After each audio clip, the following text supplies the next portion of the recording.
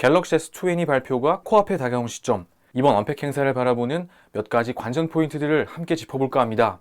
우선 첫 번째 포인트는 갤럭시 S 시리즈의 위상 변화인데요. 갤럭시 S 시리즈는 그동안 삼성 스마트폰 사업을 이끌어온 주역이자 삼성전자의 플래그십 스마트폰 라인업 그 자체를 대변하던 이름이었습니다. 하지만 지금은 플래그십 라인업의 최하단부에 위치한 갤럭시 A 시리즈와의 경계에 있는 라인업이 되었죠. 이후 중국 기업들의 악진 속 판매량 1위를 수성하기 위해 삼성이 이 중저가 라인업에 계속해 힘을 실는 과정 속에 이 갤럭시 S 시리즈의 판매량은 하락 곡선을 그리고 있는 중입니다. 물론 이와 같은 판매량 하락의 원인을 이야기하며 이렇게 삼성전자의 제품 전략으로 인한 부분뿐만 아니라 이 스마트폰 시장 자체에서 기인한 부분도 간과해서는 안 되겠는데요. 우선 초창기의 이 스마트폰 시장은 이 피처폰 시장의 하이엔드 소비자들부터 먼저 스마트폰 진영으로 넘어오면서 형성이 되었죠. 그렇게 피처폰에서 스마트폰의 시대로 넘어가는 과정 중에 가격으로 따지면 저가 세그멘트의 소비자들, 지역으로 따지면 인도, 아프리카, 중동 등과 같은 지역의 소비자들이 시차를 두고 뒤늦게 넘어오고 반대로 하이엔드 시장 성장은 정체기를 맞게 되면서 이 전체 스마트폰 시장의 중심이 점차 중저가대로 바뀌게 되는 이 거시적 변화 흐름이 이 갤럭시 S의 판매량 그래프에 함께 녹아 있습니다. 정리해보면 삼성의 제품 전략, 스마트폰 시장 전체의 변화 흐름, 이 두 가지가 갤럭시 S 시리즈의 위상에 변화를 주고 있는 주요 원인이 되겠죠. 그런 관점에서 작년의 시점으로 돌아가서 갤럭시 S10 시리즈를 내놓으며 취했던 전략들을 간단히 복기해보면 좋을 것 같은데요.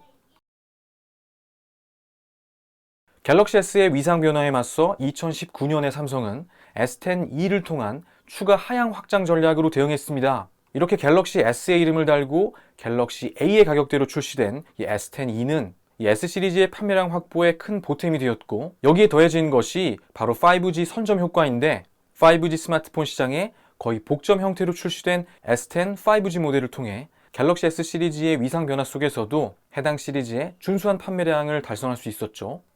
하지만 올해는 이 판매량 확보가 작년보다 더욱 어려워진 상황인데요.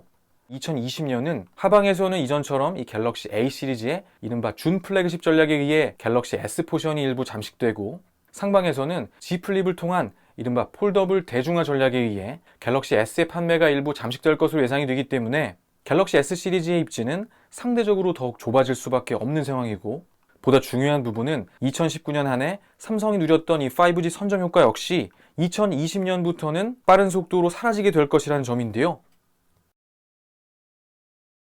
다음과 같은 두 개의 변수를 통해 도출되는 가장 유력한 두 국가의 이름, 2020년은 이들 두 개국의 5G 보급이 본격적으로 시작되는 해입니다. 우선 미국의 경우는 올 하반기 시작과 함께 있을 3.5GHz 대역대의 주파수 경매 이후 보다 본격적인 5G 보급화에 나설 것이고, 작년 11월에 상용화 서비스를 시작한 중국 역시 실제로는 올해 2020년부터가 진정한 의미의 5G 보급이 시작되는 해라고 할 수 있겠는데요. 그리고 이 두 개국의 스마트폰 시장을 장악하고 있는 기업들은 작년 한 해 세계 최초 상용국에서 세계 최초 5G 폰으로 우리 기업들이 누린 작은 선점 효과보다 아마도 몇 배는 더 클 5G 판매량을 단숨에 기록해내겠죠. 복잡한 계산이 필요 없이 애플의 경우는 차기 아이폰의 사실상 모든 모델이 5G로 출시가 될 예정이기 때문에 차기 아이폰 판매가 시작되는 4분기, 단 한 분기 만에 3천만 대 이상의 5G 스마트폰 판매를 달성할 수 있을 것으로 예상됩니다. 그리고 다음 해인 2021년부터 애플은 2억 대 수준의 5G 스마트폰을 판매하게 되겠죠.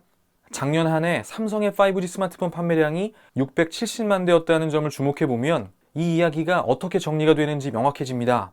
화웨이의 경우도 마찬가지인데 화웨이는 스스로 2020년 5G 스마트폰 판매 목표가 1억 대라는 이야기를 천명하고 있는 상황이고, 이에 반해 삼성의 2020년 5G 판매량 목표는 약 4,500만 대 정도가 되는데요.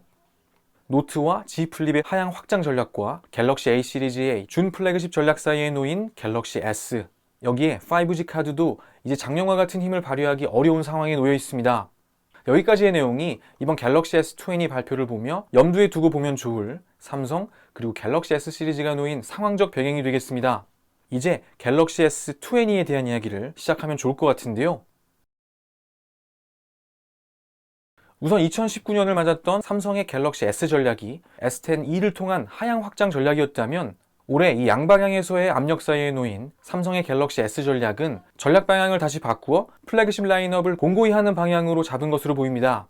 하향 확장을 이끌던 S10e가 사라지고 플러스의 자리 위에 울트라 라인업이 추가된 것은 삼성의 갤럭시 S 전략 기조가 다시 방향을 상방으로 선회하고 있다는 것을 짐작하게 하죠. 그리고 그런 관점에서 이번 갤럭시 S 시리즈의 핵심이 될 울트라 라인업이 보여줘야 하는 것은 판매량 극대화가 아닌 갤럭시 브랜드 전략의 정점이 놓인 이 S 시리즈의 아이덴티티에 다시 한번 고성능과 프리미엄이라는 단어를 새겨 넣는 데 있습니다.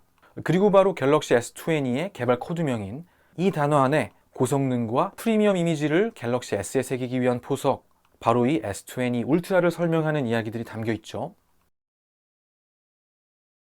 허블이라는 단어가 내포하는 것처럼 갤럭시 S20의 킬링 포인트는 바로 무려 100배에 달하는 강력한 줌 기능이 되겠습니다. 아마도 기사를 통해 많이 접하셨을 내용이겠지만 조금만 더 구체적으로 정리해보면 광학 5배 줌에 전체 100배 줌이 구현되는 것이고, 이 앞에 광학 5배 줌을 만드는 열쇠가 잔망경 구조의 망원 카메라가 되겠죠. 우선 많은 기사들이 이와 같은 부분에 포커스를 맞춰서 이미 중국 기업들이 몇 차례 보여준 바 있는 그러한 기술에 불과하다는 식의 결론을 낳게 합니다. 이 앞부분에서 5배 줌이 이 중국 기업들의 스마트폰에서 이미 구현된 것이다라는 내용도 팩트가 맞지만, 삼성이 스마트폰 카메라의 서플라이 체인 내에서 영향력을 확보해가면서 중국 기업들에 대한 견제장치를 마련해 나가고 있는 부분도 이 앞부분의 5라는 숫자를 설명하면서 빼먹지 말아야 할 중요한 부분이 되겠죠. 내용들을 정리해보면 이 삼성전기와 기술을 제휴를 맺고 있던 이 이스라엘의 코어 포토닉스가 이 망원 렌즈의 기술 경쟁력을 확보하고 있는 회사였고, 이 회사의 지분을 삼성전자가 인수하게 되면서 이 코어 포토닉스를 통해 망원 렌즈 기술을 제휴받고 있던 이 중국의 기업들 오포와 화웨이 등이 이제 삼성전자와의 관계를 고민하게 된 현재의 상황까지 연결되게 된 것이죠. 이 앞부분의 내용들은 이 정도로 정리하면 좋을 것 같고, 실제로는 이번 S20의 100배 줌에서 관심을 가지고 살펴볼 부분은 바로 이 뒷부분 디지털 줌에 대한 부분인데요. 스페이스 줌이라고 명명한 삼성의 이 디지털 줌 알고리즘이 어느 정도 수준의 이 디모자이크 능력을 발휘할 수 있을지, S20 울트라를 통해 다른 제조사들과의 차이를 증명해낼 수 있다면 삼성이 갤럭시 S20의 위상 변화에 맞서 이 갤럭시 S 시리즈의 판매량을 끌어올리는 것보다 훨씬 더 의미 있는 한 방이 될 수 있다고 생각합니다. 비록 100이라는 숫자를 놓고 이 앞에 놓인 5라는 숫자, 그리고 그것과 관련된 잔망경 광학줌에 대한 내용만이 언론을 통해 셀 수 없이 많이 보도되고 있는 요즘이지만, 실제로는 이 뒷면에 20배의 디지털 줌의 품질에 대한 부분이 이번 언팩을 바라보며 핵심 관전 포인트로 놓고 살펴봐야 할 점이 되겠습니다. 그러한 결론에 도달하게 되면 이번 언팩을 바라보며 주목해야 할 또 하나의 이름이 떠오르는데요.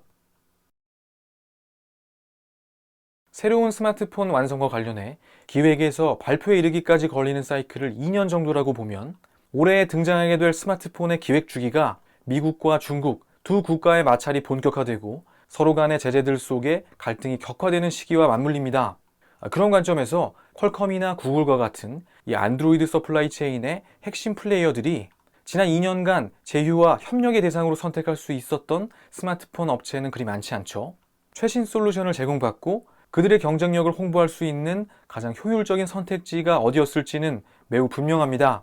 이번 발표를 앞두고 구글과의 협력 관계에 대해 언론을 통해 계속해 강조하고 있는 이유가 바로 여기에 있다고 생각하는데요.